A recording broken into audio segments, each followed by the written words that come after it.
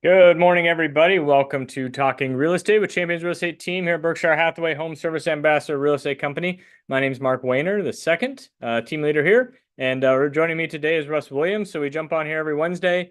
Depends on what our day is looking like, but we usually try to get around the lunch hour. I got to teach real estate continuing education class today, 1 to 4. So just getting on here before we have to teach that. But we jump on, talk about real estate over the last 7 days, what's gone on. We like to start out with a quick tip. I know I've been teasing it for probably a couple weeks now. Essentially, we have our Champions Real Estate Team website has officially launched. Woohoo! Yay! Awesome. So really excited about it. So if you're on here, love to see you on here. If you have questions, comments, or things that you see as a buyer or seller that you want more information on, let me know.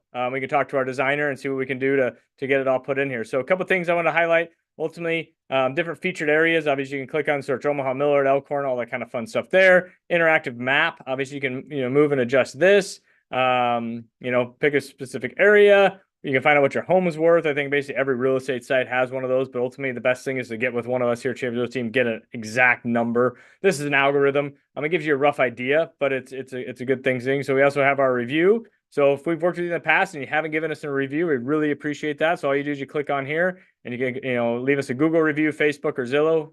Love the Google reviews in that regards. Then obviously it has new listings, and then obviously meet us here on the team, and then the home buyers and sellers. So up here also on our little drop down, I think what they call is the waffle box or whatever it is. We click on this. The two things I wanted to highlight that no other site basically has is essentially a vendor list. So these are people that we work with. So if you have a question on a carpet installer, you want to what our insurance, you want to know if you're new to town and you want to know what the utility companies are. But basically down here, so we have a painter, lender, obviously Russ Williams is on here. Buddy I went to high school with, that mows my the grass or the lawn maintenance at my rental houses. All sorts of those type of things. So if you're looking for anything, on here, and obviously we've done business in the past, give me a holler. Happy to add you to this. This is kind of our vendor list. And then obviously our video that we're playing right now that we're doing, these go on my YouTube page, which in turn, if you click on here and go to our videos, you can see all of our past videos that we've done as it loads up here. But basically, I'll pull up all the YouTube videos that I have on my channel and all that good stuff. So basically, once this video is done, I go back and add it to the playlist. It'll pull up into this platform. So if you're building a website, there's this thing, my IT website builder here. So it's Elfie. Is basically where these widgets come from. So if you're a business owner looking to add value to your site, you can get these widgets with these things. And it's pretty spectacular. I like that Google review one. So clients and people that are prospective clients that are looking to use you, they want to know what other people say. So I think that review section down there in the kind of about the middle of our page here, this little widget pulls in, and so wherever you get reviews, Facebook, Zillow, you can add those specific sites where you're at. So I think that's just something, I guess that's another quick tip. So if you're looking to spice up your website that you currently have for your business or whatever, that's what we use. But anyways, give us a holler. Love to hear your feedback on the website. So obviously relocating Omaha, all kinds of fun things here to check out. But just wanted to present that to everybody. I know we've talked about it, the last couple of weeks. So we've been kind of in the process of getting that thing going. And so yeah, just kind of freshen it up from what we previously had. So let us know. And so it's championsrealestateteam.com, and you can rock and roll with it. So let's stop sharing this stuff here, get into what's going on in the real estate market. So had a mastermind meeting again yesterday with about 10, 15 agents right in here at the Berkshire office, and kind of going over what we're seeing in the marketplace. But here is our last 7 days as it pulls up for you guys. So we had just under 600 new listings go live. So we had 599 new listings go live.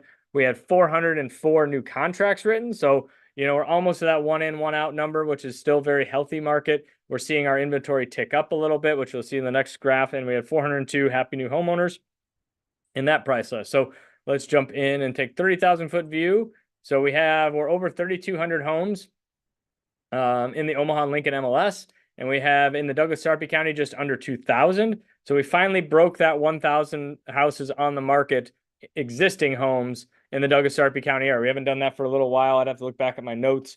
Basically, I have my notes from COVID years, so I can go back all 4 years and tell you what we had in certain weeks. So, but that's something that we haven't had in a while. That new construction, or not, or the existing homes. New construction's kind of been hovering right around that 975 mark for the last couple of weeks. Months of inventory ticked up, a tenth of a month there at 2.3, was at 2.2. Average sold price stayed at 347. So I guess what does this all kind of mean? So this 30,000 foot view, we're seeing more houses come on the market. Just had our listing that I had go live on Friday.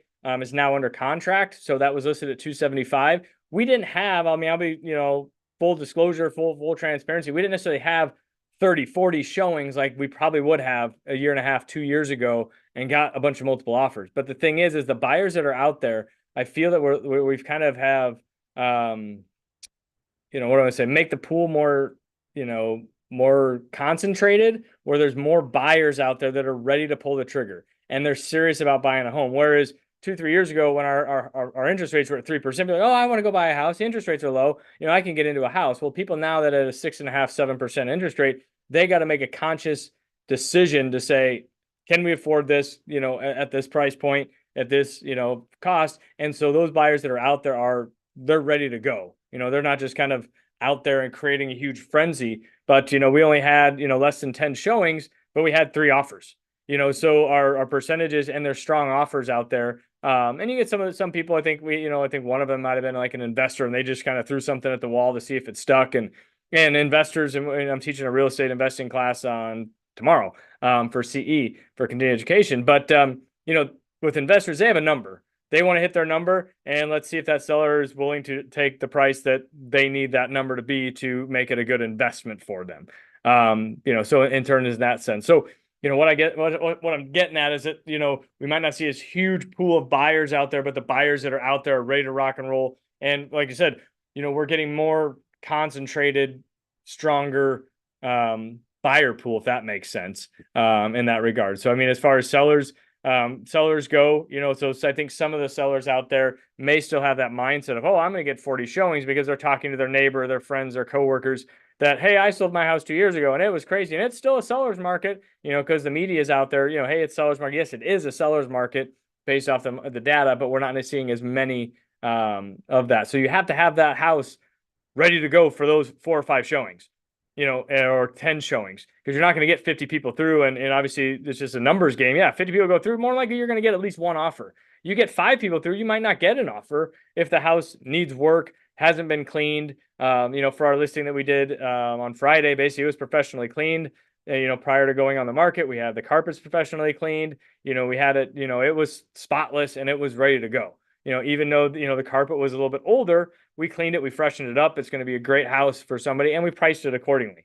Some of the houses around the area that had, been updated, things of that, upper, just under 300,000, we were at 275. So it was a good, that's what you have to do. You have to look at the market. You have to look at what's going on. You have to educate yourself, my goal is to educate my clients. Why are we listing it what we're listing it at? And know what your competition is. Go look at the houses that are on the market and say, all right, buyers are going to look at my house. They're going to look at these houses. Where do we compare? And I think that's what you have to do in this market where we're not getting, a bazillion showings. You have to capitalize on the people that look at it that day. And that's why it's important to make a good first impression, and not chase your tail of, oh, let's just put a sign in the yard. Let's get it on the market, and because it's a seller's market. Well, all of a sudden they walk in and go, well, it's dirty. The windows aren't clean. The blinds are a mess. Make sure it's good, because those buyers that come through probably aren't going to come back. And if they do come back, it's probably going to be after you've done a price reduction, and then you're going to end up taking less for that house when you can, make sure you have that one chance to make that first impression. So, but yeah, so it's been, still a very active market, but just want to kind of give a synopsis of what's going on out there. So, but I guess we'll jump in here with Russ Williams at Williams Mortgage. So he's a good guy that keeps his finger on the pulse of what's going on in the mortgage industry. So I value his opinion on getting everyone, financially ready to buy a house. So how are we doing, Russ? Doing pretty well. Mortgage rates have kind of been moving sideways here for a couple of weeks, and that's not unexpected. We're kind of in an in-between period between the retail and wholesale inflation numbers that the media likes, and the retail inflation numbers that the Fed watches, which should come out this Friday. Next week, or actually in a couple of weeks here, we're going to have the next payroll reports along with the next month's inflation data. And the reason why I bring that up is even recently, we've been seeing some revisions through some older employment data that suggest that maybe the jobs market isn't as hot as as what the headline numbers that the Bureau of Labor Statistics has been releasing has suggested.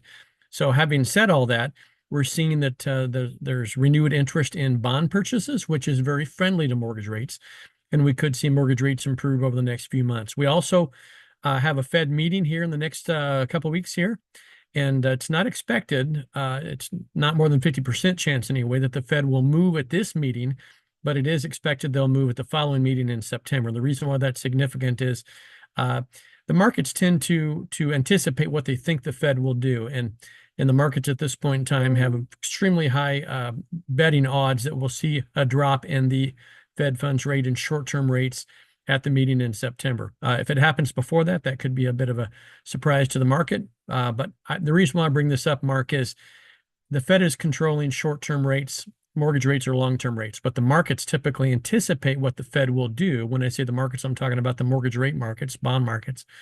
And so we could start to see mortgage rates improve ahead of a Fed decision to lower rates.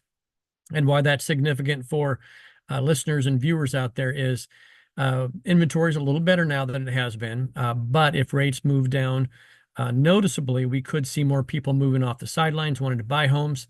And that may result in more multiple bid situations and more upward pressure on home prices. And bringing it all together, if you can get a lower rate, that sounds great. But if you've had to pay more for the property because you waited, you may end up with ultimately the same payment, but a higher debt that you owe. So I tell you that just to suggest this is a good time to get out there and buy that next home or buy your first home and get the existing home on the market and not have to pay more than necessary for that new home. So if you have any questions on that, though, don't hesitate to reach out, and I'm happy to provide the data to you so you can make the decision yourself.